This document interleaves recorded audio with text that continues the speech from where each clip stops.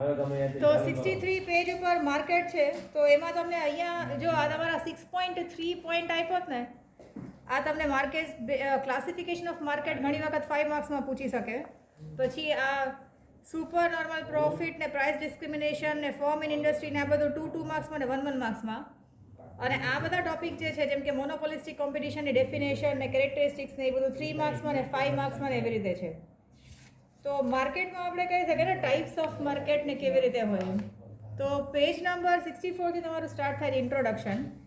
જેમ કે માર્કેટ આપણે બેઝિકલી શું કહી શકીએ નોર્મલ ટર્મ્સમાં એવી એક જગ્યા કે જ્યાં બાયર્સ અને સેલર એકબીજાને મળી અને ટ્રાન્ઝેક્શન્સ કરી શકે, purchase and cell of goods કરી શકે ઓર સર્વિસીસને પરચેઝ સેલ કરી શકે. The concept regarding market and economics is more extensive than the prevailing idea. તો મિનિંગ ઓફ માર્કેટમાં તમને ડિફાઇન માર્કેટ બોલે તો અહીંયા સેમ્યુઅલ પ્રોફેસર છે એણે કીધું છે કે market is a functional system which where the buyer and seller contact each other to decide the price and the quantity of goods and services. પછી અહીંયા એ પૂછે કેરેક્ટરિસ્ટિક્સ ઓફ માર્કેટ છે એટલે તમને પૂછે કે define market and state its characteristics. તો basically તમે અહીંયા ઉપર આપ્યું કે તમારા ઓન વર્ડ્સમાં લખી શકો કે market is any situation in which or through which buyers and sellers come in to contact with each other to exchange goods and services at a prevailing prices or at a market price. પછી કેરેક્ટરિસ્ટિક્સમાં બહુ બધા sellers અને બહુ બધા buyers હશે તો એ mandatory એટલે compulsory છે કે બાયર્સ અને sellers of goods and services હોય માર્કેટમાં. Purpose of exchange made through them for goods and services is a process of purchase and cell.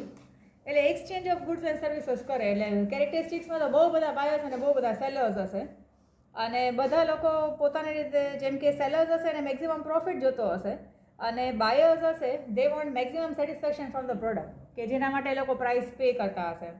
પછી ગુડ્સ એન્ડ સર્વિસીસ હોય તો ગુડ્સ એન્ડ સર્વિસીસ જેટલી પણ હશે એ અવેલેબલ હશે, જે ડિમાન્ડમાં પણ હશે ને જે નેસેસિટીમાં પણ હશે. મેક્સિમમ પ્રોફિટ માટે પ્રોડ્યુસર એન્ડ સેલર્સ જે છે એ અલગ અલગ ટાઈપના પ્રોડક્ટ્સ અને સર્વિસીસ અલગ અલગ ફોર્મ્સમાં પ્રોવાઈડ કરતા હશે, એડવર્ટાઇઝમેન્ટને કરતા હશે ટુ એટ્રેક્ટ ધ બાયર્સ. અને બાયર્સ જે છે પોતાના સેટિસ્ફેક્શન માટેના ideal while for their satisfaction the buyers tries to buy an ideal set of products and services. એટલે બાયર્સ પોતે કમ્પેરિઝન કરીને પરચેસ કરશે કે એ લોકોને કયું વધારે સેટિસ્ફેક્શન મળે. પછી કોન્ટેક્ટ છે કે એ લોકો એકબીજાના કોન્ટેક્ટમાં આવવા જોઈએ તો contact via various means of communication. તો કોન્ટેક્ટ મેડ ડાયરેક્ટ અને ઇનડાયરેક્ટ હોઈ શકે. અને અત્યારે તો આપણે કહી શકીએ જે ઓનલાઈન શોપિંગ આવી ગયું પછી તો કોઈને ખબર જ નથી કોની પાસેથી લઈએ છે. તો અહીંયા આ જૂની ટેક્સ્ટ બુક છે એટલે અહીંયા આપણને આપ્યું છે કે buyers and sellers come in to contact via various means. તો એમાં અહીંયા તમને બે ઓપ્શન આપ્યા છે કે ટેલી શોપિંગ અને ઓનલાઈન શોપિંગ. ટેલી શોપિંગ એટલે ને ટીવીમાં ઓલું આવતું હોય બોલતા હોય આ મુફ્ત ને આટલું હા નાપતોલ ને એવું બધું. So where the buyers themselves order the services or products through a telephone. એટલે એમાં ટેલિફોનથી આપણે ફોનથી આપણે લખાવીએ ને એમાં જોઈને. અને ઓનલાઈન શોપિંગ હોય તો એમાં ડાયરેક્ટલી એ લોકો વેબસાઇટમાં જઈને કે હવે તો આપણે આપણા રીતે પણ લખી શકીએ કે આ ઓનલાઈન જે બધી પરચેસની સેલની સાઇટ્સ છે એમેઝોન ને ફ્લિપકાર્ટ એમાંથી આપણે આરામથી પરચેસ કરી શકીએ. તો બાયર્સ અને સેલર્સ જે છે એ ડાયરેક્ટલી કોન્ટેક્ટમાં આવે, આપણે દુકાનવાળાને જોયા ન હોય જ્યાંથી આપણે સામાન લેતા હોય એમ. પછી પ્રાઇસ આપ્યું છે. જો કેરેક્ટરિસ્ટિક્સ ઓફ માર્કેટમાં તમને પહેલો પોઈન્ટ છે બહુ બધા નંબર ઓફ બાયર્સ અને સેલર્સ છે. સેકન્ડ પોઈન્ટમાં ગુડ્સ એન્ડ સર્વિસીસ, જે યુઝફુલ ગુડ્સ એન્ડ સર્વિસીસ હશે, જે નેસેસિટીના હશે અને જેની ડિમાન્ડ હશે એવા ગુડ્સ એન્ડ સર્વિસીસ માર્કેટમાં વેચાતા હશે. બાયર્સ અને sellers come in to contact છે તો આ બે રીતે કોન્ટેક્ટમાં આવી શકે. ચોથો પોઈન્ટ છે પ્રાઇસ, કે પ્રાઇસ કેવી રીતે ડિસાઇડ થશે.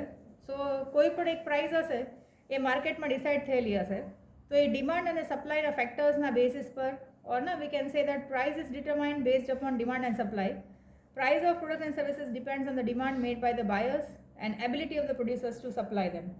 તો ડિમાન્ડ હશે અને સપ્લાય નહીં હોય, શોર્ટેજ હશે તો પ્રાઇસ વધારે હશે, અને ડિમાન્ડ ઓછી હશે અને સપ્લાય વધારે હશે તો ભાવ ઓછા હશે એવું કહી શકાય ને. નહીં તો મોંઘું હશે જો ડિમાન્ડ વધારે હશે અને એટલા હશે નહીં માર્કેટમાં. તો એ બેઝિક આપણે કહી શકીએ માર્કેટમાં પ્રાઇસ જે છે ડિમાન્ડ અને સપ્લાયના બેઝિસ પર ડિસાઇડ થયું હશે. પછી ફિફ્થ પોઈન્ટ છે કે information about the market situation.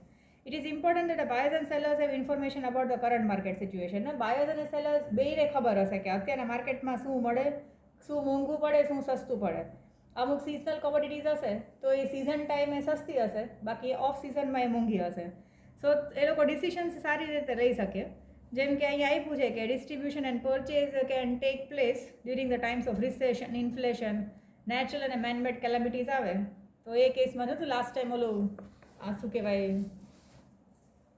Sanitiser મોંઘા મળવા લાગ્યા હતા, પછી એકવાર પ્રોડક્શન થઈ ગયું તો પછી સસ્તા મળવા લાગ્યા ને એવું બધું હતું.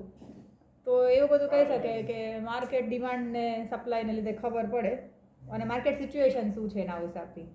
સો કેરેક્ટરિસ્ટિક્સ ઓફ માર્કેટમાં તમારા 5 પોઈન્ટ છે ને, ઇઝી છે ને, કે નંબર ઓફ સેલર્સ અને બાયર્સ હોય, ગુડ્સ એન્ડ સર્વિસીસ એ લોકો પરચેસ અને સેલ્સ કરતા હોય એકબીજા સાથે કોન્ટેક્ટમાં આવીને, અને એક પ્રાઇસ હશે જે માર્કેટ પ્રાઇસ કહી શકાય, અને બધાને બધી જ ઇન્ફોર્મેશન હશે કે માર્કેટમાં તેના કઈ વસ્તુ કેટલા પ્રાઇસમાં અવેલેબલ છે. જેમ કે બાયર્સ છે એ પણ કેટલા જગ્યાએ પૂછીને એ બધું ઇન્વેસ્ટિગેશન કરીને રાખતા હશે. પછી ક્લાસિફિકેશન ઓફ માર્કેટ છે. તો માર્કેટમાં આપણે અલગ રીતે ક્લાસિફાઈ કરી શકીએ. તો માર્કેટ બેઝડ ઓન લોકેશન હોઈ શકે. તો લોકેશનના બેઝિસ પર local market, regional market, national અને ઇન્ટરનેશનલ માર્કેટ. લોકલ માર્કેટ લોકેશનના બેઝિસ પર આપણે 4 ઓપ્શન છે. પછી એના પછી છે ટાઈમના બેઝિસ પર. પહેલાં તો અહીંયા નેક્સ્ટમાં ક્વોન્ટિટીનું આપ્યું છે. તો હોલસેલ માર્કેટ અને retail market A on the basis of quantity. પછી કોમ્પિટિશનના બેઝિસ પર જોઈએ, જો પાછળ આપ્યું છે એમાં પરફેક્ટ કોમ્પિટિશન, ઇમ્પરફેક્ટ કોમ્પિટિશન, અને ઇમ્પરફેક્ટ કોમ્પિટિશનની અંદર આ 3 અલગ છે.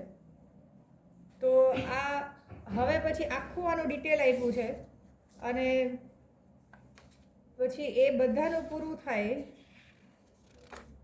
પછી તમને બીજું ક્લાસિફિકેશન હશે. તો અહીંયા ફર્સ્ટમાં આપણે જોઈએ તો આ માર્કેટ બેઝડ ઓન લોકેશન છે. તો લોકલ માર્કેટમાં ના goods and services are produced and sold in the local area, in the same region કહી શકાય ને, વિલેજ કે કોઈ પણ એરિયા છે એમાં. તો એને અહીંયા કહીશું ક્લે યુટેન્સિલ્સ કહી શકાય. તો ક્લે યુટેન્સિલ્સ માટીના વાસણ જ્યાં બનતા હશે ત્યાં જ મળતા હશે, કારણ કે બહાર ટ્રાન્સપોર્ટેશનમાં એના ડિસ્ટ્રોય થવાના ચાન્સીસ વધારે હોય. પછી રિજનલ માર્કેટ છે. હા, લોકલ માર્કેટમાં આપણે સ્વીટ્સ પણ કહી શકાય, જે આપણા સિટીમાં જે ફરસાણવાળા હોય એનું ત્યાં ને ત્યાં જ સેલિંગ થતું હશે. પછી રિજનલ માર્કેટ છે. તો વેન ધ સેલિંગ, તો તમને એકવાર ક્વેશ્ચન પણ પૂછેલા છે કે વોટ ઇઝ રિજનલ માર્કેટ. તો એ કોઈ પર્ટિક્યુલર સ્ટેટ કે રિજિયન, આ કોઈ પણ ગુજરાતમાં જેનું સેલિંગ કે બાઇંગ કે થતું હોય તો એને આપણે રિજનલ માર્કેટ કહી શકાય, કે આ રિજિયનના લોકો જ એને લેતા હશે. જેમ કે હવે અહીંયા ફૂડ પ્રોડક્ટ્સ આપ્યું છે કે ઘારી ઓફ સુરત, રિજનલ ફિલ્મ્સ અને રિજનલ બુક્સ હશે તો એ બધું અહીંયા જ વેચાતું હશે. તો એ રિજનલ છે એવું કહી શકાય. That the goods and services are sold in respective regions only, particularly a state. પછી નેશનલ માર્કેટમાં આખા ઇન્ડિયામાં મળતું હશે, જેમ કે આ ડેરી પ્રોડક્ટ્સ છે, પછી સારી માર્કેટ છે, હિન્દુ નોવેલ્સ છે. તો એ આખા ઇન્ડિયામાં ક્યાંય પણ તમે પરચેસ સેલ કરી શકતા હશો. તો અલગ સ્ટેટ્સમાં હશે within India.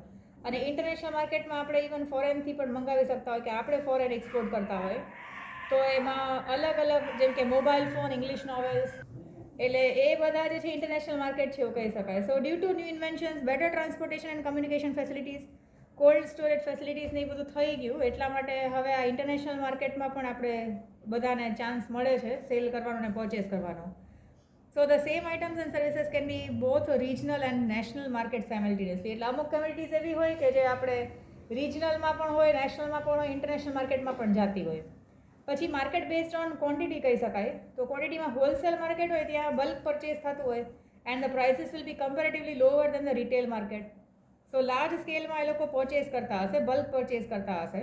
And wholesale traders જે છે they R N important link between buyers and producers. તો હોલસેલ ગ્રેઇન માર્કેટ જે આપણે કહીએ, અને રિટેલ માર્કેટમાં આપણે જે પણ કંઈ પ્રોવિઝન સ્ટોર કહીએ એ પણ આવી જાય. So sales and purchase are at small scale in the market. તો રિટેલ ટ્રેડર્સ જે છે એ લોકો they are the link between wholesalers and customers.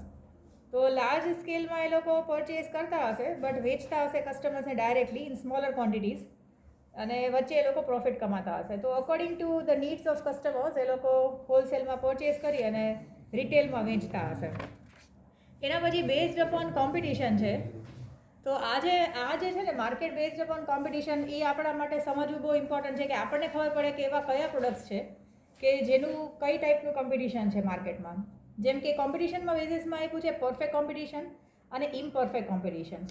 So normally the market based on competition is classified on the basis of number of sellers and buyers, of which the market of sellers is more important. Seller જે છે એ વધારે important role play કરે, કારણ કે સેલરના હાથમાં છે કે ડિમાન્ડને કંટ્રોલ કરી શકશે. જેમ કે કોઈ વખતે ડિમાન્ડ ઓછી હશે તો પોતે પોતાનું સપ્લાય જે છે માર્કેટમાં એ થોડુંક ઓછું કરી નાખશે, જેના લીધે શોર્ટેજ જેવી ક્રિએશન થાય, તો અગેન એ પોતાના પ્રાઇસની પ્રોડક્ટની પ્રાઇસ ઇન્ક્રીઝ કરી શકે.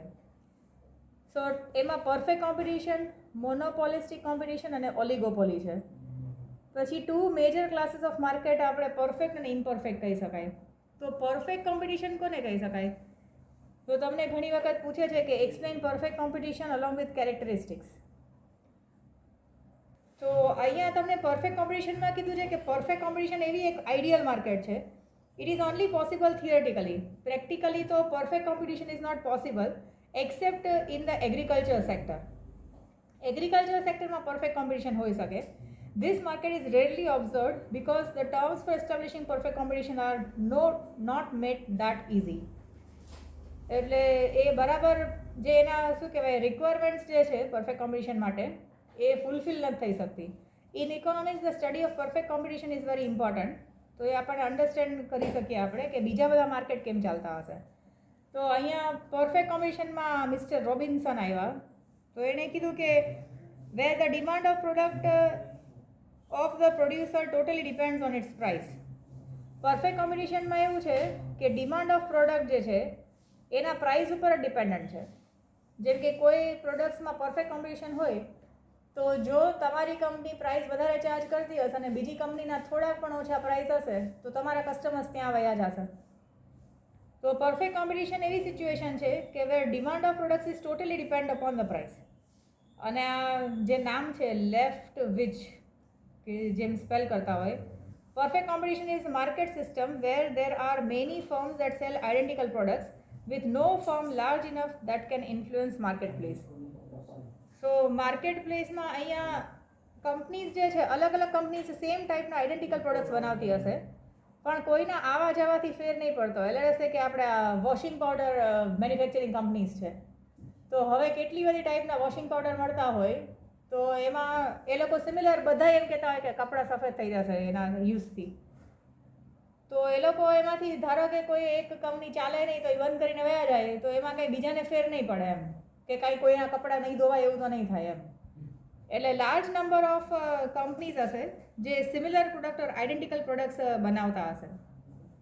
પછી કેરેક્ટરિસ્ટિક્સમાં ન્યુમરસ બાયર્સ એન્ડ સેલર્સ છે. તો બહુ બધા બાયર્સ છે, બહુ બધા સેલર્સ છે અને single seller is very small part of the market. એટલે એ મોનોપોલી કે કંઈ ક્રિએટ નહીં કરી શકે. So due to which he cannot control or monopolize the wholesale market neither can influence the market price. Market પ્રાઇસમાં પણ એ કંઈ ચેન્જ નહીં કરી શકે. જેમ કે વીટ ફાર્મ છે, વીટ ફાર્મમાં increase or decrease in production of single farm will not affect total production of the wheat. કારણ કે એ જે ફાર્મ હશે એ બહુ સ્મોલર પાર્ટ છે. એવું ખ્યાલ આવે જેમ કે વીટ પ્રોડક્શન છે આખા દેશમાં તો કેટલું બધું વીટ પ્રોડક્શન થતું એમાંથી એક કે બેના ખેતરમાં વીટ પ્રોડક્શન ન થયું અને પ્રસંગ આવી ગયો અને પ્રસંગ જ કર્યો આખા ફાર્મમાં, ફાર્મ હાઉસમાં ઉગાડ્યું નહીં ને પ્રસંગ કરી નાખ્યો તો ઉગાડ્યું નહીં કાંઈ પણ. તો એના કાંઈ સેલિંગ ન કરવાથી કે એના માર્કેટમાં ગ્રેઇન્સ ન આપવાથી શોર્ટેજ ક્રિએટ નહીં થઈ જાય કારણ કે એ બહુ સ્મોલ પોર્શન હશે એટલા માટે. So similarly the buyers also are numerous. તો એ લોકો પણ ઇન્ફ્લુઅન્સ ન કરી શકે માર્કેટ પ્રાઇસને. તો market price depends only on the factors like demand and supply. જેમ કે આપણે બહુ બધા લેટેસ્ટ છે કે આ ટૂથપેસ્ટ લેવાવાળા લોકો તો બધા લોકો ટૂથપેસ્ટ લેતા હશે, બધા લોકો અલગ અલગ ટાઈપના ટૂથપેસ્ટ લેતા હશે. તો ટૂથપેસ્ટ બનાવવાવાળી કંપનીઝની અંદર પરફેક્ટ કોમ્પિટિશન છે એવું કહી શકીએ કે ભાઈ એમાં અમુક પ્રિફરન્સીસ હશે કસ્ટમરના કોઈ પર્ટિક્યુલર ટૂથપેસ્ટ માટે. બટ બાકી એમાં કોઈ સેલર્સ એમ કહે છે કે અમે સ્વદેશી જ વાપરશું ને અમે કોલગેટ નહીં લઈએ તો એમાં કોલગેટ કંપની બંધ નહીં થઈ જાય એમ. કારણ કે બહુ બધા બાયર્સ અને બહુ બધા સેલર્સ છે. તો બાયર્સ પણ બહુ બધા છે. જેમ કે 10-15 જણા કોલગેટ નહીં લે અને સ્વદેશી લેશે તો એમાં કોલગેટ કંપની બંધ નહીં કરાવી શકે એ લોકો. પછી આઇડેન્ટિકલ પ્રોડક્ટ્સ છે. આઇડેન્ટિકલ પ્રોડક્ટ્સ જે છે એ પ્રોડક્ટ્સ હેવિંગ સિમિલર ફીચર. જેમ કે ટૂથપેસ્ટ છે તો બધા ટૂથપેસ્ટનું એક જ કામ છે દાંત સાફ કરવા. એનું કલર, ટેસ્ટ, વેઇટ, ક્વોલિટી બધું સરખું જ હશે. Product being similar in major aspects are refer to as identical or similar product. So they can be used as substitute. તો એના સબસ્ટિટ્યૂટમાં કરી શકે ને જેની એડવર્ટાઇઝમેન્ટ વધારે છે ને ટીવીમાં જેના દાંત વધારે સારા દેખાતા હોય એ ટૂથપેસ્ટ લઈ શકે. In this market the products being identical તો producers or sellers cannot set different prices on the identical products as the buyers are not ready to pay different prices. બહુ વધારે પ્રાઇસ ચાર્જ કરશે તો ઘણા બધા બીજા ટૂથપેસ્ટ અવેલેબલ છે, તો કસ્ટમર્સ હશે એ ત્યાં વયા જશે. પછી ફ્રી એન્ટ્રી ને એક્ઝિટ છે. જેમ કે આપણે કોઈ લોકલ લેવલે કોઈ ટૂથપેસ્ટ મેન્યુફેક્ચરિંગ કંપની ખોલી તો આપણી ન ચાલી તો આપણે કદાચ વેચશું નહીં તો એમાં બધાએ બ્રશ નહીં કરી શકે એવું નહીં થાય સવારના. So here there is no restriction on the entry and exit. આપણને એમ લાગે કે આપણે એક કંપની નાખીને જોઈ લે કે આપણે કેવો પ્રોફિટ થાય, તો આપણે નાખશું તો એવું નહીં થાય કે બીજી બધી કંપની બંધ થઈ જશે, અને કદાચ આપણે બંધ કરી નાખશું તો બીજા કોઈને કંઈ પ્રોબ્લેમ્સ થશે એવું નહીં હોય. So when the firms are gaining abnormal profits, newer firms are free to enter the market, and similarly when the firms are suffering from abnormal losses, they are free to exit. એટલે entry exit બધાની free છે. જેમ કે late છે કે અત્યારના trend શું હોય, તો જે ટ્રેન્ડ હોય લેટ છે આ માસ્ક મેન્યુફેક્ચરિંગ કંપનીઝ જે છે, તો સૌથી પહેલાં માસ્ક બહુ કોસ્ટલી મળતા હતા, કારણ કે ત્યારે એટલું બધું હજી કંઈ પ્રોડક્શન હતું નહીં ને ઘણાને ખબર પણ નથી કે આ બનાવાય કેવી રીતે, ઓર એમાં ઘણા બધા સ્પેસિફિકેશન હતા, તો ત્યારે મોંઘા મળતા હતા. પછી દિવસે દિવસે ઘણા બધા ફર્મ્સ એમાં એન્ટર થવા લાગ્યા. ઇવન જે બીજું કંઈ બનાવતી હતી એ કંપની પણ પોતાનું કામ છોડીને માસ્ક બનાવવા લાગી. તમે આ રેડીમેડ ગાર્મેન્ટ્સ કહી શકો, આડિડાસ કે છે કે બીજા છે કે નાઇક છે કે, તો એ લોકો બધા પણ પોતાના ટી શર્ટ અને બાકીનું બધું જે બનાવતા હતા એ મૂકીને માસ્ક બનાવવા લાગ્યા. તો ગ્રેજ્યુઅલી એ એવું સિચ્યુએશન થઈ કે ડિમાન્ડ કરતાં સપ્લાય વધવા લાગી, તો પછી એ લોકો પછી બંધ કરી નાખશે ને, થોડો ટાઈમ કરશે, પછી જ્યારે પ્રોફિટ્સ નહીં થાય ત્યારે એ લોકો એમાંથી એક્ઝિટ કરી નાખશે. So free entry and exit of the firm is seen for a temporary prime period. For a very short time, the firms enters in the market being attracted by the profits. No, mostly બધા માર્કેટમાં પ્રોફિટથી attract થઈને જ જાય. જેમ કે આ mask બનાવને, sanitiser બનાવને વચ્ચે એવું લાગ્યું કે આ તો બહુ પ્રોફિટેબલ છે, કારણ કે જેવું બનાવો એવું વેચાઈ જ જાય છે. તો ત્યારે બહુ બધા ફાર્માસ્યુટિકલ કંપનીઝ પણ પોતાનું બાકીનું પ્રોડક્શન સાઈડમાં કે હોલ્ટમાં રાખીને આવું બધું બનાવવા લાગ્યા. પછી પ્રોફિટ્સ પછી એની જેમ બધા જ લોકો એન્ટર થવા લાગ્યા. તો બધા જ લોકો જો સેમ વસ્તુ બનાવે તો સપ્લાય વધી જાય ને ડિમાન્ડ ઓછી હોય તો પ્રાઇસ પાછા ઓછા થઈ જાય, અને પછી વધારે પ્રોફિટ ન મળે તો એ કામ કરવું કોઈને ગમશે નહીં.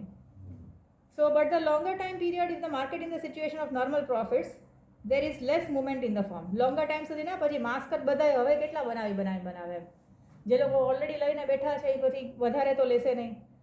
So because when the industry reaches at a normal profit there is no attraction to gain higher profits. એટલે એક વખત નોર્મલ પ્રોફિટ સુધી થાય તો પછી બીજા લોકો એમાં એન્ટર નહીં થાય. અને in the case of normal profit the firm don't exit the market as they are not suffering any losses. એટલે જે કંપનીઝ બનાવતી હશે અત્યારના એ બનાવ્યા કરશે જ્યાં સુધી એ લોકોને નુકસાન નથી થતું. પછી perfect knowledge of the market છે. જેમ કે પ્રોડ્યુસર્સ છે, બાયર્સ છે, એટલે કે સેલર્સ છે ને બાયર્સ છે, એ બધાને કમ્પ્લીટ નોલેજ છે માર્કેટમાં કે કઈ વસ્તુ કેટલામાં મળે. જેમ કે અત્યારે બાયર્સ છે ને ખબર છે કે માસ્ક બનાવવાવાળી કંપની હોય તો એને રો મટીરિયલ્સ અપ્રોક્સિમેટલી કેટલામાં પડતું હશે, પછી એનું લેબર ચાર્જિસ કેટલું થતું હશે, તો બધાને પરફેક્ટ નોલેજ છે. The producers or sellers are in knowledge of the price at which the other products and બીજા કંપનીઝ કયા પ્રાઇસે વેચે છે એ પ્રોડ્યુસર્સ અને બાયર્સ બેયને ખબર છે. They are also aware about the quality of the identical products. સબસ્ટિટ્યૂટમાં બધાના અમુકના મોસ્ટલી પેટન્ટેડ પ્રોડક્ટ્સ હશે, તો એનામાં શું છે પ્રોડક્ટમાં જે આપણા પ્રોડક્ટમાં નથી એ લોકોને ખબર હશે. So thus in this market a seller cannot change different prices for identical products. એટલે પોતે બીજા જે છે જે ક્વોલિટી આપતા હશે જેટલા રૂપિયામાં, એનાથી ઓછી ક્વોલિટી એનાથી વધારે રૂપિયામાં નહીં આપી શકે. So the buyers also know the price of a products and its quality. તો એને સેલર વધારે પ્રાઇસ ડિમાન્ડ નહીં કરી શકે. So thus in perfect competition, the buyers, sellers and the producers are aware of the prices and the quality of the products, due to which the market has perfectly elastic demand curve. Perfectly elastic demand curve હશે એવું યાદ છે? perfectly elastic demand curve જેમાં તમે જેટલું પણ change આવે પ્રાઇસમાં તમારે જેટલો ફેરફાર થાય એટલો જ ડિમાન્ડમાં ફેરફાર થઈ જાય. જે ઇલાસ્ટિસિટી ઓફ સપ્લાય કે ઇલાસ્ટિસિટી ઓફ ડિમાન્ડ એવું તમને યાદ હોય તો પરફેક્ટલી ઇલાસ્ટિક ડિમાન્ડ કર્વ હશે. પછી તમને એક ક્વેશ્ચન પૂછે છે કે with respect to perfect competition explain transportation cost. તો આવો ક્વેશ્ચન ઘણીવાર પૂછે છે. So mobility of factors of production છે એ એક મેઇન ઇમ્પોર્ટન્ટ પાર્ટ છે આ પરફેક્ટ કોમ્પિટિશનનું.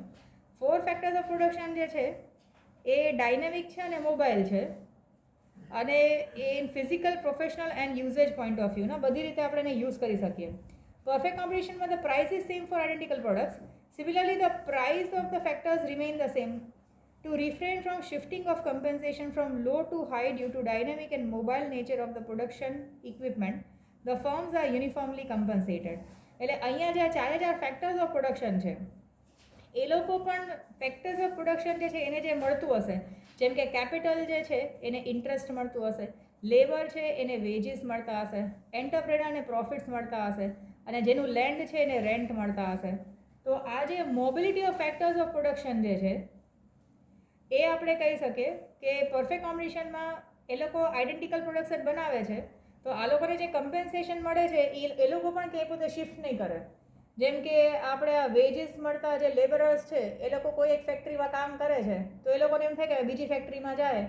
હવે એને જો સ્કિલ્ડ લેબર હશે તો એને એવું જ કામ આવડતું હશે કે જે એ લોકો આટલા વખતથી કરે છે, તો કદાચ બીજી ફેક્ટરીમાં જશે જે સેમ વસ્તુ બનાવે છે તો ત્યાં પણ એને વેજીસ તો એટલા જ મળશે. એટલે mobility of factors of production એટલું બધું વધારે નહીં હોય. To refrain from shifting of compensation from low to high due to dynamic and mobile nature of production equipment the firm are uniformly compensated. એટલે આ જે સિચ્યુએશનમાં જે પણ કંપનીઝ ચાલતી હશે, જેમ કે તમારી કંપની છે ટૂથપેસ્ટ મેન્યુફેક્ચરિંગ છે, તો આપણે જે લોકોને ઇન્ટરેસ્ટ, વેજીસ, પ્રોફિટ કે રેન્ટ આપતા હશું એને આપણે એટલું આપ્યા જ કરશું, એનાથી ઓછું નહીં આપીએ. કદાચ ઓછું આપવા જાય તો પછી હોઈ શકે એ લોકો આપણાથી વધારે ક્યાંક મળતું હોય તો જતા રહીએ, પણ એવી પોસિબિલિટી પણ બહુ ઓછી હશે. એટલે ઇન શોર્ટ આપણે જે આપતા હશે ને એ જ આપશું, એનાથી વધારવાની એ ટ્રાય નહીં કરીએ, ઓછું તો બિલકુલ નહીં કરીએ. એમ વધારવાનું ટ્રાય પણ નહીં કરીએ, કારણ કે નહીં તો આપણને જ લોસ થશે. કારણ કે આપણે સિમિલર પ્રોડક્ટ બનાવીએ છીએ જેની પરફેક્ટ કોમ્પિટિશન છે. તો માર્કેટમાં આપણે ટૂથપેસ્ટ બનાવતા હોય તો લેટ અસ સે કે એક ટૂથપેસ્ટ આપણે 65 રૂપીસમાં વેચતા હોય અને આ લોકો બધાને આપણે જે ખર્ચો આપણે પે કરતા હોય, હવે 65ને બદલે કદાચ આપણે ના 5 રૂપીસ ઓછા કરીને 5 રૂપીસ ઓફવાળું આપણે કંઈ કરીએ તો આપણો પ્રોફિટ ઓછો થશે, જ્યારે આ લોકોને તો આપણે એટલું ને એટલું જ પે કરવું પડશે. તો આવું બધું જે સિચ્યુએશનમાં એકવાર બધું જે ચાલતું હશે ને, જેમ ચાલતું હશે એમ જ બધા ચાલવા દેશે, કારણ કે કોઈને કંટ્રોલ નથી. ના તો સેલરને કંટ્રોલ છે, ના તો બાયર્સ કંટ્રોલ કરી શકશે. પછી નો ટ્રાન્સપોર્ટેશન એક્સપેન્સ છે. So there are numerous buyers and sellers in perfect competition. Expenses of transportation are nominal as compared to total expense, so are not counted. એટલે perfect competition માં લોકો ટ્રાન્સપોર્ટેશન કોસ્ટ તો ગણતા જ નથી. Thus, considering the transportation expenses to be zero makes this an important characteristics of perfect competition. તો તમને MCQમાં કે પૂછી શકે, પરફેક્ટ કોમ્પિટિશનમાં ટ્રાન્સપોર્ટેશન કોસ્ટ જે છે ને એ ઝીરો છે એવું એ લોકો એઝ્યુમ કરે છે. ટ્રાન્સપોર્ટેશન કોસ્ટ તો છે જ. જેમ કે આપણે કહીએ ને કે ટૂથપેસ્ટ બનાવતા હોય તો ટૂથપેસ્ટ કંઈ કંપનીમાં તો બધા કોઈ લેવા નહીં જાય, એટલે એને ડિસ્ટ્રીબ્યુશન તો કરવું જ પડશે. તો ડિસ્ટ્રીબ્યુશન એના પ્રોડક્ટ્સનું તો એવું છે કે ના એ ઇઝીલી ડિસ્ટ્રીબ્યુશન કરી શકશે, એક જ ખટારામાં બધો જ સામાન નાખી શકે, કેટલા યુનિટ્સ પ્રોડ્યુસ થયા હોય તો એમાં નાખી શકે. તો યુઝ્યુઅલી ટ્રાન્સપોર્ટેશન કોસ્ટ જે છે એ નીલ છે in case of or zero છે in case of perfect competition. પછી એના પછી આવે છે મોનોપોલી. તો મોનોપોલી એવું સિચ્યુએશન છે કે જ્યાં આમ સિંગલ સેલર છે અને એ બધા જ બેનિફિટ્સ એન્જોય કરે અને એની ઉપર જ છે કે એ પોતે ડિસાઇડ કરે કે પ્રાઇસ કેટલા રાખવા. તો એ કસ્ટમર્સને પણ એ પોતે ના શું કહેવાય રૂલ કરી શકશે. તો મોનોપોલી અત્યારે આપણે કહી શકીએ ઇન્ડિયન રેલવેઝમાં છે. ઇન્ડિયન રેલવેઝ છે એમાં બીજા તો કંઈ પ્રાઇવેટ ક્યાંય ટ્રેક તો છે નહીં. તો અહીંયા મોનોપોલીમાં આપ્યું છે કે economic considers the perfect competition and monopoly as two completely opposite theories. Monopoly એક ઇમેજનરી કન્સેપ્ટ છે અને રિયાલિટીમાં તો છે ને ઇમ્પરફેક્ટ મોનોપોલી હોઈ શકે. So monopoly has originated from the Greek word monos which means single and polin means seller. So મોનોપોલીમાં single seller હશે. ડેફિનેશનમાં અહીંયા ચેમ્બરલીને આપ્યું છે કે when the product supply is controlled only by a single enterprise તેને મોનોપોલી કહી શકાય. અને આ સ્ટિગલર કીધું છે કે only one enterprise is the seller of the goods and services. તો કેરેક્ટરિસ્ટિક્સ એના જોઈએ તો એ કમ્પેરેટિવલી ઇઝી છે ને, એ લોકોએ 5, 6, 7 કેરેક્ટરિસ્ટિક્સ આપ્યા છે. પહેલામાં કીધું છે કે એક જ પ્રોડ્યુસર છે અને બહુ બધા લોકો બાયર્સ છે. તો પ્રોડ્યુસર ઓર સેલર જે છે ને એ પ્રાઇસ મેકર છે ને, એ ડિસાઇડ કરશે કે ભાવ કેટલા રાખવા. પછી કાઉન્ટલેસ બાયર્સ છે, એટલે સિંગલ બાયર જે છે એનું કંઈ ઇમ્પોર્ટન્સ નથી, એ કદાચ ન લે તો એમાં કંઈ ફેર ન પડે. Competition seen between customers in monopoly. The buyers thus cannot affect the price of the product. ઉલટાનું મોનોપોલીમાં કસ્ટમર્સમાં કોમ્પિટિશન હશે. જેમ કે ટ્રેનમાં જવું હોય તો ટિકિટ લેવામાં આપણે કોમ્પિટિશન કરતા હશું કે ભાઈ કોને ટ્રેનમાં ચડવા મળે એમ. તો પેલું RSE ને જે ને રિઝર્વેશન કન્ફર્મ ન થાય ને એવું બધું હશે. તો મોનોપોલીમાં જે ચલાવે છે, જે સેલર છે, એને કંઈ પડી નથી, આપણે બાંધવું પડશે બિંગ અ કસ્ટમર. પછી એબ્સેન્સ ઓફ સબસ્ટિટ્યૂટ ગુડ્સ છે, તો એના સિવાય બીજું કંઈ ઓપ્શન નથી ને, એક્ઝેક્ટલી એના જેવું સબસ્ટિટ્યૂટ છે નહીં. પછી there is an absence of substitute goods in monopoly, but as in reality there is imperfect monopoly. તો સાવ તો નહીં હોય પણ બીજું ક્લોઝ સબસ્ટિટ્યૂટ તો અવેલેબલ હશે. So there may be rare possibility or similar products available. For example, if we are buying a railway ticket from a specific company for a specific time to a specific location, the ticket is unavailable, then there is no possibility of having a similar or substitute ticket to that location. But one can try those possibility by traveling to airplane કે બસમાં કે ટેક્સીમાં જઈ શકીએ એમ. એટલે absence of substitute છે એટલે પાછું બીજા તો કંઈ એમ પ્રાઇવેટ કોઈ પાટા તો નાખેલા નથી કે એની ઉપર આ બીજું આપણે ટ્રેન ચલાવી લઈએ. પછી restriction over the entry of the new firm, એમાં રેસ્ટ્રિક્શન જ છે, કોઈ બીજામાં કોઈ આવી જ નહીં શકે એમાં. So there are different forms of monopoly in the market. Monopoly એવું સિચ્યુએશન છે જ્યાં એક જ સેલર હશે. So it is possible to end the monopoly, but being a difficult process, seller can sustain his monopoly for a longer duration. જે seller જે છે એ બહુ લાંબા ટાઈમ સુધી પોતાનું એન્જોય કરી શકે મોનોપોલી અને પોતાનું powerful situation. Due to absence of competition, the seller controls the price and gains super normal profit પણ કમાઈ શકે. તો અહીંયા તમને આપ્યું છે કે which market has restriction of entry of new firms. તો આમાં તમને રેલવેમાં ને એમાં આવી શકે. So the monopoly restricts newer firms by factors like nature, law, skill and experience. So મોનોપોલીમાં બીજા લોકો કાં તો નેચરલ બીજા કોઈ સર્કમસ્ટાન્સને લીધે કોઈ એન્ટર નહીં કરતું હોય, કાં લીગલી અલાઉડ નહીં હોય, કાં એટલા સ્કિલ્સ નહીં હોય અને કાં તો એક્સપિરિયન્સ નહીં હોય, એટલે મોનોપોલી ટાઈપના બિઝનેસ માર્કેટમાં કોઈ એન્ટર પણ નહીં થતું હોય. પછી control over the price or sales. હવે એમાં કાં તો કંટ્રોલ પ્રાઇસમાં કરી શકે કાં તો સેલ્સમાં કરી શકે, જે સિંગલ પર્સન છે એ પણ. So to gain maximum profit, the seller controls the supply of products, but the seller cannot control both the price and sales of product. To sell less units of products, the firm sets a higher price, while to sell more units of production, the firm must set lower price of product. To sell large number of units of product with high price is not possible. જેમ કે આપણે કહીએ કે ટ્રેનના ભાવ એટલા બધા વધારી નાખે તો કોઈ લેશે જ નહીં ટ્રેનના ટિકિટ, કારણ કે એના કરતાં તો એમને બીજા કોઈ સોર્સિસથી જવાનું પસંદ કરશે. અને એની જગ્યાએ જો એ સેલ્સ વધારવા હશે તો એ શું કરશે? એને સેલ્સ વધારવા હોય તો કમ્પલસરી પ્રાઇસમાં થોડુંક રિડક્શન કરવું જ પડશે. તો એ કાં તો પ્રાઇસ કંટ્રોલ કરી શકે કાં તો પછી એનું સેલિંગ કંટ્રોલ કરી શકે, બે એકસાથે કંટ્રોલ નહીં કરી શકે. એટલે પછી આપણે કહીએ ને કે અલગ અલગ ટાઈપના ક્લાસીસ આપશે કે જેમાં જે અફોર્ડ કરી શકે એ એમાંથી લે. પછી સુપર નોર્મલ પ્રોફિટ કમાતા હશે. So in a monopoly market producer and seller are the same. તો seller can gain super normal profit, કારણ કે કોમ્પિટિશન તો કંઈ છે જ નહીં. લોંગર પીરિયડમાં કે શોર્ટર પીરિયડમાં નાનપણથી આપણે મોટા થયા તો રેલવેનું સાથે આપણે બીજા કોઈ પ્રાઇવેટ ટ્રેક ક્યાંય નાખ્યા નથી. પછી અરે બોલું છું હું, દેન પ્રાઇસ ડિસ્ક્રિમિનેશન છે. એટલે જો સુપર નોર્મલ પ્રોફિટ કમાઈ શકશે કારણ કે એ લોકોની કોમ્પિટિશન તો કંઈ છે નહીં અને પોતે પોતાની રીતે હાઈ પ્રાઇસ રાખી શકે. પ્રાઇસ ડિસ્ક્રિમિનેશન રાખી શકે, જેમ કે આ તમે ટ્રેન હોય તો ટ્રેનમાં અલગ અલગ કમ્પાર્ટમેન્ટ્સ હોય, ફર્સ્ટ ક્લાસ, જનરલ કમ્પાર્ટમેન્ટ, પછી એસી કમ્પાર્ટમેન્ટ, તો અલગ અલગ લોકો પાસેથી અલગ અલગ ચાર્જીસ લઈ શકે. So due to absence of any competition the seller can set different prices on the same product. Train તો આખી એક જ હશે, જે આખી ટ્રેન એક જ સાથે ઉપર છે, એક જ સાથે ડેસ્ટિનેશન પર પહોંચશે, પણ એમાં બેસવાવાળા અલગ અલગ લોકો અલગ અલગ ટાઈપના પ્રાઇસીસ આપશે. So the seller thus can gain higher profits using the concept of price discrimination. અહીંયા એ લોકો એક્ઝામ્પલ ડૉક્ટરનું આપ્યું છે.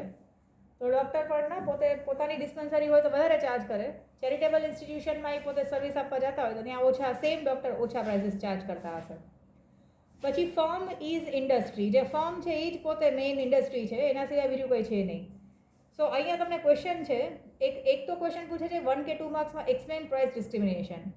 તો પ્રાઇસ ડિસ્ક્રિમિનેશન આપણે કેવી રીતે કહી શકીએ કે due to absence of competition the seller may charge different prices from different customers. તો તમે અહીંયા બેસ્ટ એક્ઝામ્પલ રેલવેઝનો આપી શકો. For example train is one only, but for different compartments different charges are taken from the customers. Or ડૉક્ટરનું પણ કહી શકો કે doctor may take more amount of fees in private dispensary as compare to the charitable institution service.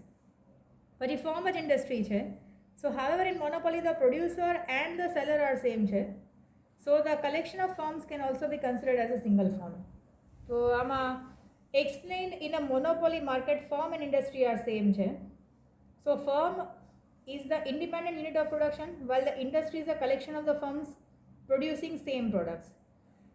However મોનોપોલીમાં producer and the seller same જ છે, તો એટલા માટે સિંગલ ફોર્મ છે એવું કહી શકાય. જેમ કે આપણે કહી શકીએ કે આ રેલવેઝ હશે તો રેલવેના જે બનાવવાવાળી જે કંપની છે એ પણ એની જ હશે, એ જ બનાવતા હશે, તો બે એક જ છે એવું કહી શકાય. એના પછી નેક્સ્ટ છે તમારું મોનોપોલિસ્ટિક કોમ્પિટિશન. તો તમને પૂછે છે કે state the characteristics of monopolistic competition. હા એક મિનિટ. આ મોનોપોલિસ્ટિક કોમ્પિટિશનમાં in reality market are neither perfectly competitive market nor pure monopoly market, mixed form of both હશે. સો પાર્શિયલ મોનોપોલી અને પાર્શિયલ પરફેક્ટ કોમ્પિટિશનને બેને મિક્સ કરીએ તો આપણને મોનોપોલિસ્ટિક કોમ્પિટિશન થઈ જાય. સો મોનોપોલિસ્ટિક કોમ્પિટિશનમાં પણ આપણે કેરેક્ટરિસ્ટિક્સ જોઈએ તો પહેલાં તો એના ડેફિનેશન આપ્યા છે. તો પરફેક્ટ કોમ્પિટિશન એન્ડ પરફેક્ટ મોનોપોલીનું બેનું ભેગું કરીએ so it's a mixture of both of them is a monopolistic competition. અને રોબિન્સને કીધું છે કે if each firm establishes monopoly and also competes at the same time તો એને આપણે ઇમ્પરફેક્ટ કોમ્પિટિશન કહી શકાય. એટલે ઇમ્પરફેક્ટ કોમ્પિટિશનની અંદર જ આવે છે ને એટલા માટે અહીંયા તમને આપ્યું છે કે ઇમ્પરફેક્ટ કોમ્પિટિશનની અંદર મોનોપોલી, મોનોપોલિસ્ટિક કોમ્પિટિશન અને ઓલિગોપોલી છે. તો મોનોપોલિસ્ટિક કોમ્પિટિશનમાં large number of sellers and numerous buyers હશે. તો લાર્જ નંબર ઓફ સેલર્સમાં તમે કહી શકો અત્યારે જે મોબાઈલ મેન્યુફેક્ચરિંગ કંપનીઝ છે એમાં મોનોપોલિસ્ટિક કોમ્પિટિશન છે એવું કહી શકાય. આપણે અત્યારના ઘર મેળે કોઈ મોબાઈલ બનાવવા જાય તો આપણે બનાવી નથી શકવાના. તો મોનોપોલિસ્ટિક કોમ્પિટિશનમાં લાર્જ નંબર ઓફ બાયર્સ છે. જેટલા પણ મોબાઈલ કંપનીઝ છે એ સારા એવા ઇન્વેસ્ટમેન્ટ સાથે ચાલુ થયેલા છે અને બહુ બધા બાયર્સ છે. સો in monopoly A single seller હશે, પણ મોનોપોલિસ્ટિક કોમ્પિટિશનમાં બહુ બધા સેલર્સ હશે, એટલે વધારે નહીં હોય બટ થોડાક વધારે સેલર હશે. So it means that there are neither numerous sellers nor there is only one single seller, પણ મેની સેલર્સ હશે. તો factors competition becomes important. Factors of પ્રોડક્શનમાં કોમ્પિટિશન હશે, જે 4 ફેક્ટર્સ ઓફ પ્રોડક્શન છે એમાં. So buyers being numerous in the market they cannot individually influence the market. Also એ લોકો પ્રાઇસ પણ ડિસાઇડ નહીં કરી શકતા હોય. પછી પ્રોડક્ટ ડિફરન્સિએશન છે. જેમ કે મોબાઈલ મેન્યુફેક્ચરિંગ કંપનીઝ છે એ પોતાના પ્રોડક્ટમાં થોડું ડિફરન્સિએશન આપશે. અલગ અલગ કંપનીઝના અલગ અલગ સ્પેસિફિકેશન હશે. So this is a distinct characteristics of monopolistic competition. જેમ કે પ્રોડક્ટ ડિફરન્સિએશન એ લોકો આપશે ને, થોડું એનું ફોર્મ છે, એનું ક્વોલિટી છે, એનું નેચર છે, એનો યુઝ છે, એમાં થોડું ચેન્જીસ હશે. તો પ્રોડક્ટ ડિફરન્સિએશન જે છે એ ઇમ્પોર્ટન્ટ પાર્ટ છે મોનોપોલિસ્ટિક કોમ્પિટિશનનો. પછી માઇનર ડિફરન્સીસ કે મેજર ડિફરન્સીસથી ને ફ્રેગ્રન્સ, ટેસ્ટ, શેપ, વેઇટ કે ક્વોલિટીમાં ડિફરન્સ હશે. પછી આમાં પણ ફ્રી એન્ટ્રી ને એક્ઝિટ છે. જેમ કે હજી પણ આટલી મોબાઈલ કંપનીઝ ચાલતી હોય ને હજી કોઈકને નવી મોબાઈલ કંપની ચાલુ કરવી હોય તો એ કરી શકે. પછી એનું ચાલે તો એ ટકે અને એનું ન ચાલે તો એ બંધ કરીને પાછા પણ નીકળી શકે. એ આવશે તો એવું નહીં થાય કે બીજી બધી કંપનીઝ બંધ થઈ જશે, ના તો કસ્ટમર્સ એના જવાથી ના રખડી પડશે કે ભાઈ હવે ક્યાંથી લેવું એમ. તો ફ્રી એન્ટ્રી ને એક્ઝિટ છે, જેનાથી ના તો બીજા બધા સેલર્સને ફેર પડે છે, ના તો જે ઇનન્યુમરેબલ બાયર્સ છે એને ફેર પડે છે. તો ફ્રી એન્ટ્રી ને એક્ઝિટ છે, જેમ કે એને લાગે કે મોબાઈલ મેન્યુફેક્ચર કરવામાં તેને પ્રોફિટ છે તો એ માર્કેટમાં એન્ટર થાય, તો એના લીધે કંઈ બીજી કંપનીઓને કંઈ સેલિંગ ઓછું થઈ જશે કે એવું કંઈ પણ નહીં હોય. So the firms are not attracted. Normal profits હશે ત્યારે કોઈ એન્ટર નહીં થાય, પણ જ્યારે એબનોર્મલ પ્રોફિટ્સ થતા હશે ત્યારે બીજા લોકો એન્ટર કરશે. પછી બહુ બધા કંપનીઝ સેમ ટાઈપની વસ્તુ બનાવવા લાગશે, તો સપ્લાય વધી જશે અને ડિમાન્ડ એટલી નહીં હોય તો બધાએ ઓછા પ્રાઇસ કરવા જ પડશે, ને તો એના સામાન વેચાશે નહીં.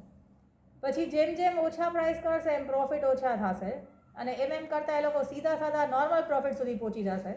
પહેલાં જે હાયર પ્રોફિટ્સ કમાતા હતા એના ચક્કરમાં એ લોકો અંદર આવ્યા હતા માર્કેટમાં. તો જ્યારે નોર્મલ પ્રોફિટ કમાશે ત્યાં સુધી હજી ટકશે, પણ જો લોસ થવાના ચાન્સીસ દેખાશે તો એ લોકો એમાંથી એક્ઝિટ કરી નાખશે. જેમ કે એ જ મોબાઈલ મેન્યુફેક્ચરિંગ કંપનીઝ છે તો એ આવું લાગશે તો એ નીકળીને કંઈક બીજું બનાવવા લાગશે. So similarly the firms in the market do not exit as they are not suffering losses. જ્યાં લોસ નહીં હોય ને ત્યાં સુધી એ લોકો રહેશે. પછી સેલિંગ કોસ્ટ છે. તો મોનોપોલિસ્ટિક કોમ્પિટિશનમાં મેઇન ઇમ્પોર્ટન્ટ જે છે એ સેલિંગ કોસ્ટ છે. સેલિંગ કોસ્ટ એટલે ને તમે કસ્ટમર્સને મોટિવેટ કરો છો કે ભાઈ અમારું પ્રોડક્ટ જ સારું છે. The expenses done by for selling a product are called selling cost. Selling કોસ્ટમાં packaging, making, product attractiveness, sales tax ને ટ્રાન્સપોર્ટેશન ને બધું આવી જાય, એમાં શોરૂમ એક્સપેન્સ ને બધું આવી જાય. So the selling cost does not include the production expenses. Selling cost ખાલી કસ્ટમર્સને મોટિવેટ કરવા જ છે. So this is not seen in the monopoly or perfect competition. પણ મોનોપોલિસ્ટિક કોમ્પિટિશનમાં sellers try to attract the consumers through the selling expenses. Product differentiation or a product difference in the market gives a particular identity to the product. તો selling કોસ્ટમાં તમે આ mobile phone કહી શકાય, shop કહી શકાય. તો selling કોસ્ટમાં એ લોકોને તમને કન્વિન્સ કરાવે કે ભાઈ બીજા મોબાઈલ કરતાં અમારો મોબાઈલ કેમ સારો, ઓર આ સોપ મેન્યુફેક્ચરિંગ કંપની છે તો કેટલા જમ્સ વધારે મળે બીજા સાબુ કરતાં, એવું આપણને એ લોકો મોટિવેટ કરી શકે. પછી કોમ્પિટિશન અધર દેન પ્રાઇસ છે. કોમ્પિટિશન પ્રાઇસની નથી, કારણ કે એ લોકોને ખબર જ છે કે જે પ્રાઇસ છે એ બધા એક જણા 62 રૂપીસમાં કોઈ વસ્તુ આપતા હશે તો બીજી કંપની બહુ તો 61માં કે 60માં આપતી હશે, પછી એ 30 રૂપિયામાં આપવાની ટ્રાય નહીં કરે, કારણ કે નહીં તો એને જ લોસ થતો હશે. So monopolistic market has competition of price and also competition other than price. પણ આ મોનોપોલિસ્ટિક કોમ્પિટિશનમાં પ્રાઇસ કરતાં બીજા બધા એટ્રેક્શન હશે કસ્ટમરને મોટિવેટ કરવા. એડવર્ટાઇઝમેન્ટ કરશે, પછી પોતાની ક્વોલિટી ઓર મોડિફાઈ કરશે. Sellers try to attract the consumers and compete on the basis of factors other than price. જેમ કે ને થોડું ઇમોશનલ આપે કે ભાઈ નહોતું પેલું કે તમે પ્રોક્ટર એન્ડ ગેમ્બલના પ્રોડક્ટ લો તો એમાંથી ₹1 જાય કોકના ભણતર માટે, એવું. એટલે એવું બધું જે ઇમોશનલ થોડું પણ કરીને કસ્ટમર્સને એ લોકો મોટિવેટ કરે. Imperfect knowledge regarding the market. The buyers and sellers do not have the complete knowledge related to market. They are not aware of identical and substitute product. હવે અહીંયા એ લોકો કહે છે કે કસ્ટમર્સ અને સેલર્સ છે એને બહુ વધારે નોલેજ નથી માર્કેટનું. And so the price of identical or substitute products are either high or low, resulting into different price of different products, substitute products. તો પ્રાઇસ ઓફ આઇડેન્ટિકલ પ્રોડક્ટ્સ હશે or substitute product છે એ કાં તો બહુ વધારે હશે કાં તો બહુ ઓછા હશે, એટલે અલગ અલગ સબસ્ટિટ્યુટ પ્રાઇસ હશે એવું કહી શકાય. જેમ કે તમે દંતમંજન કંપનીઝ હશે તો અલગ અલગ પ્રાઇસીસ હશે, બટ પ્રોડ્યુસરને ખબર નહીં હોય કે ટૂથપેસ્ટ વધારે વેચાશે કે દંત મંજન વધારે વેચાશે. So there are many firms producing identical or substitute products. The firms compete by creating a new identity of the product and thus establish monopoly like situation. This creates a monopolistic competition. એટલે producer જે છે એને ખબર છે કે substitute પ્રોડક્ટમાં શું પ્રોડક્ટ્સની quality છે, તો એના હિસાબથી થોડા પોતાનામાં ચેન્જીસ લઈ આવે, થોડું ક્વોલિટી સુપિરિયર કરે અને સેમ પ્રાઇઝે એ લોકો આપતા હોય કસ્ટમર્સને, તો હોઈ શકે કે ટુ સમ એક્સટેન્ટ થોડા ટાઈમ સુધી એ લોકો મોનોપોલી એન્જોય કરી શકે. જેમ કે પહેલાં ના આવતું હતું, પહેલાં કેટલા ટાઈમ પહેલાં આવતું હતું કે આ ઓઇલમાં ના ઓઇલ ફ્રી ખાઓ ને તેલમાં સફોલા સારું છે ને બીજામાં ચીપ થાય છે ને, બટ પછી હવે હેલ્થમાં તો ખબર પડવા લાગ્યું કે જે જૂનું હતું એ જ બરાબર હતું. એટલે અત્યારે તમે જોશો કે તો આ સફોલાનું કે જે બીજા જે એવા બધા સનફ્લાવર ઓઇલ ને બધાનો જે પહેલાં વચ્ચે ક્રેઝ હતો એડવર્ટાઇઝમેન્ટનો, જ્યારથી આ રામદેવજી બાબા આવ્યા ત્યારથી એ બધું બંધ થઈ ગયું. તો અમુક પ્રોડક્ટ્સમાં લાઈક કસ્ટમરને ટુ સમ એક્સટેન્ટ મોટિવેટ કરી શકાશે, ને તો પછી એ લોકો એડવર્ટાઇઝમેન્ટ કે કંઈ કરશે નહીં. અને એના પછી આ લાસ્ટ ઓલિગોપોલી છે, એ પણ જોયો જ લો. તો ઓલિગોપોલી જે છે એ ઓલિગોસ વિચ મીન્સ ફ્યુ અને પોલિન એટલે ફ્યુ કહી શકાય. તો ઓલિગોપોલીમાં તમને ફ્યુ પ્રોડ્યુસર્સ હશે which sell identical or substitute products અને there is extreme competition in this market. તો ઓલિગોપોલીમાં એમાં આપ્યું છે કે in which the firm decides its policy according to the behaviour of competition. અને oligopoly is the market in which even a small number of sellers out of the total less sellers are affect enough to affect the price of a product. એટલે આ કંઈ sentence બરાબર નથી, પણ એ લોકોનું કહેવાનું એવું છે કે ઇવન નાના સેલર્સ જે છે, બહુ ઓછા નંબરના સેલર્સ પણ આખા માર્કેટને ઇફેક્ટ કરી શકે. હવે આમાં ઓલિગોપોલીમાં પણ તમને આપ્યું છે કે ફ્યુ સેલર્સ છે અને ન્યુમરસ બાયર્સ છે. So number of sellers of produce are less છે, પણ નંબર ઓફ ફર્મ્સ લિમિટેડ છે, પણ નંબર ઓફ બાયર્સ જે છે એ વધારે છે. So due to this fewer number of sellers have monopoly control over the market. The number of buyers is numerous in the market, so the importance of individual buyer is negligible, due to which the buyer cannot affect the market price. તો આમાં તમે કયા examples લઈ શકો ઓલિગોપોલીમાં? આ solar જે plants છે નાખતા હોય ને, સોલારનું પણ કંઈ પ્લાન્ટમાં પોતપોતાના ઘરે નાખતા હોય, તો એવા બધામાં તમને સેલર્સ ફ્યુ છે. અમુક કંપનીઝ છે કે જે પ્રોડક્ટ્સ બનાવીને વેચે છે, બાયર્સ બહુ બધા છે. તો બાયર્સ કદાચ કોઈ લેશે નહીં એવું તો નથી કે એ અત્યારના બહુ બધા લોકો લેતા નથી તો એ કંપનીઝ નથી ચાલતી. એ કંપનીઝ તો ચાલે જ છે કારણ કે એ લોકો ફ્યુ સેલર્સ છે, એટલે ટુ સમ એક્સટેન્ટ એ લોકો મોનોપોલી એન્જોય કરી શકે. જેમ કે આ સોલર લાઇટ્સ બનાવતા હોય, ઘણા સોલર બેટરીઝ બનાવતા હોય. પછી સિમિલર ઓર સબસ્ટિટ્યુટ પ્રોડક્ટ્સ છે. There is a sale of identical or substitute products in oligopoly. When the firm in the market produce and sell identical or substitute products, તો એને ઓલિગોપોલી કહે છે. એક ને એક સેન્ટેન્સને ફેરવીને કીધું છે. બેસિકલી ઓલિગોપોલીમાં તમે સિમ્પલમાં કહી શકો there are few sellers and innumerable buyers. So entry or exit, હા તમને અહીંયા એક્ઝામ્પલ આપ્યા છે. ઓલિગોપોલીમાં કોલ્ડ ડ્રિંક અને મોટરસાઇકલ છે. તો મોટરસાઇકલમાં પણ સ્કૂટર બનાવવાવાળી અમુક જ કંપનીઝ છે અને બાયર્સ તો બહુ બધા છે. પછી entry or exit of the firm. So in the market of oligopoly the entry and exit of firm is free or regulated according to the type of oligopoly followed. If there is free oligopoly in the market તો free entry અને exit હશે. જો ઓલિગોપોલી restricted હશે તો entry અને exit પણ restricted હશે. જેમ કે અમુક પ્રોડક્ટ્સમાં બહુ વધારે કોઈ એન્ટર નહીં થાય કારણ કે એમાં પ્રોફિટ્સ નહીં કમાઈ શકે એવું એ લોકોને લાગતું હોય. પછી આમાં સેલિંગ કોસ્ટ છે. The expenses done for selling the product are called selling cost. Selling cost includes packaging material, જે આપણે પહેલાં એક્સપ્લેન કર્યું હતું. અહીંયા આ પેજ નંબર 70 ઉપર જે છે એ જ એક્સપ્લેનેશન અહીંયા આપ્યું છે સેલિંગ કોસ્ટનું. તો પ્રોડક્ટને વધારે એટ્રેક્ટિવ કરવા અને બાકીના બધા જે ખર્ચા જે છે શોરૂમના અને રિટેલ ટ્રેડના અને બધા એક્સપેન્સીસ છે એને આપણે સેલિંગ કોસ્ટમાં ઇન્ક્લુડ કરી શકીએ. પછી અમુક ટાઈમે ફ્રી ગિફ્ટ્સ કે પ્રાઇઝીસ આપતા હશે તો એ પણ એડવર્ટાઇઝમેન્ટ કોસ્ટમાં પણ આવી જાય. So selling cost does not include the production expenses. એ આપણને પહેલાં પણ એ જ કીધું હતું કે સેલિંગ કોસ્ટમાં પ્રોડક્શન એક્સપેન્સીસ છે નહીં. So there is an extreme competition in oligopoly. So the selling cost becomes an important factor of the market. જેમ કે ટેલિવિઝન જોઈ શકો, ટીવી જોઈ શકો, કાર જોઈ શકો, સ્કૂટર મેન્યુફેક્ચરિંગ કંપનીઝ કહી શકો. જેમ કે કાર મેન્યુફેક્ચરિંગ કંપનીઝ પણ અત્યારના લિમિટેડ જ છે અને આપણે એમ ચાલુ કરીએ કે હાલો આપણે કાર બનાવવાનું ચાલુ કરીએ તો આપણે કેટલા વર્ષો લાગી જશે એ કદાચ અચીવ કરતા. So there is a extreme competition in oligopoly. Selling cost સૌથી ઇમ્પોર્ટન્ટ ફેક્ટર છે ને. કાર મેન્યુફેક્ચરિંગ કંપનીઝ તમને કેટલા બધા રીતે કન્વિન્સ કરશે. જો અમુક જે કાર હશે કે જે આપણે કહી શકીએ કે મિડલ ક્લાસ માટે છે ઓર જે બધા લોકો અફોર્ડ કરી શકે એવી હશે તો એમાં એવી એડવર્ટાઇઝમેન્ટ આવશે કે એમાં ફેમિલીને બધાને બેનિફિટ આપી શકાય એવું. પછી જે લોકો ફેશનવાળું હશે ઓર જે લોકો બહુ વધારે પ્રાઇસે અફોર્ડ કરી શકતા હશે તો એ લોકો માટે કારની એડવર્ટાઇઝમેન્ટ આપશે કે જે લોકો લક્ઝરિયસ પીપલ છે એ લોકો એને અફોર્ડ કરી શકતા હશે. સો અલગ અલગ ટાઈપના પ્રોડક્ટ્સ હશે તો એ લોકો એડવર્ટાઇઝમેન્ટથી જ પોતાનું પ્રોફિટ્સ વધારી શકે એવું કહી શકાય. So product differentiation in the market gives a particular identity to the product. So there can be possibility of selling cost. For example, advertisement of television અને કાર છે એનાથી ફેર પડી શકે. અમુક કારની એડવર્ટાઇઝમેન્ટ એવી રીતે આપે અને અમુક હીરોને કહી દે કે કાર ચલાવીને બતાવે તો બધા લોકો વધારે ઇન્સ્પાયર થાય તો એ જ કાર લેશે. એવું ને ફેશન થઈ રહે કે ભાઈ આ હીરો તો આ જ કાર વાપરે છે તો આપણે પણ એ જ લઈએ એમ.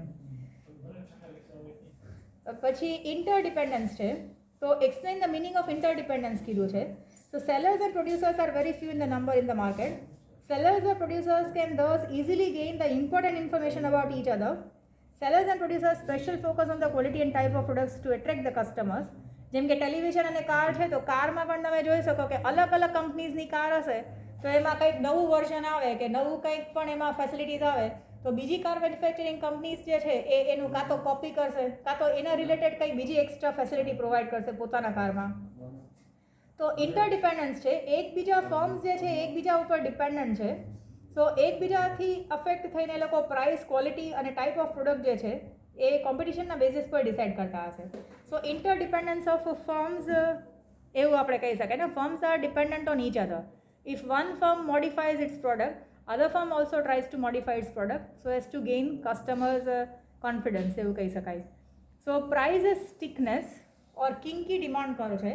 તો ઓલિગોપોલીનો આ સૌથી મેઇન કેરેક્ટરિસ્ટિક્સ છે kinky demand curve. So the number of firms is less and there are interdependent on each other. If any one firm decrease the price of a product, તો according to the law of demand, comparatively cheaper prices, જેમ કે આપણે કહીએ ને nano car આવ્યું જ્યારે તો ત્યારે એ અમુક ટાઈમે એટલા બધા નેનો કાર્સ વેચાણા તો બીજા બધા મારુતિનું થોડું બિઝનેસ અફેક્ટ થઈ ગયું તો પછી મારુતિએ પણ એના જેવું પ્રાઇસ રિડક્શન કરીને પોતાના વેચ્યા. તો બેઝિકલી જો કોમ્પિટિશનવાળી ફર્મ છે એ પોતાના પ્રાઇસ ડિક્રીઝ કરશે તો લો ઓફ ડિમાન્ડના હિસાબથી ચીપર પ્રોડક્ટ્સ મળતા હશે ત્યાં કસ્ટમર્સ વધારે એટ્રેક્ટ થતા હશે. So there is a decrease in the demand. Okay અહીંયા છે એન્ડ તો જેનું વધારે પ્રાઇસ ઓછા થયા હશે ને, જે ચીપર હશે એને બધા લેવા માટે જતા રહેશે અને બીજા લોકોની માર્કેટ અફેક્ટ થઈ જશે. સો there is a decrease in the demand of products sold by other firms. If the competitive firms do not wish this situation, then they also have to decrease the price. કોમ્પિટિશનમાં રહેવા માટે એ લોકોને પણ price ઓછા કરવા પડે. So at the end the price of the product reaches a nominal level, જેનાથી નીચે એ લોકો નહીં લઈ જઈ શકે. So on the other hand, if the firm increases the price of a product, then the demand of that product decreases and the competitive firm are profited. Thus, at the nominal price is resistant to change, the demand curve becomes a king. એટલે અહીંયા demand કર્વમાં તમને આપ્યું છે કે અહીંયા price of commodity છે, તો અહીંયા પ્રાઇસ લેટેસ્ટ છે કે આ 10, 20 ને 30 રૂપીસ છે અને અહીંયા ડિમાન્ડ જે છે એ 1 to 3 યુનિટ્સની છે.